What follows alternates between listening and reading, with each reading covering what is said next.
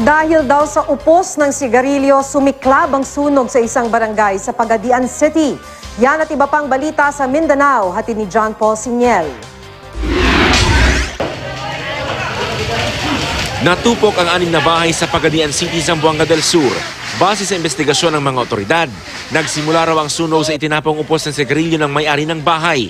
Nadamay ang mga katabing bahay na gawa sa light materials. Sa gitna ng sunog, nasugatan ng isang estudyante habang iniiwasan ang tangka umanong pananaksak ng may-ari ng bahay na pinagmulan ng sunog.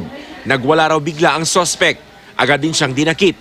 Inamin ng sospek na nagtapon siya ng upos ng sigarilyo na pinaniniwala ang sanhi ng sunog. Pero itinanggi niyang tinangkayang saksakin ang estudyante.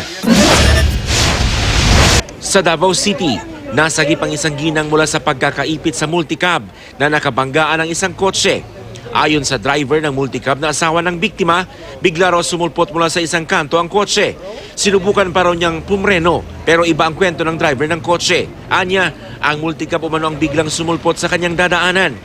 Patuloy na inimbestigahan ang insidente. Ginagamot pa ang babaeng biktima. Yan ang mga balita sa Mindanao. John Paul Siniel reporting.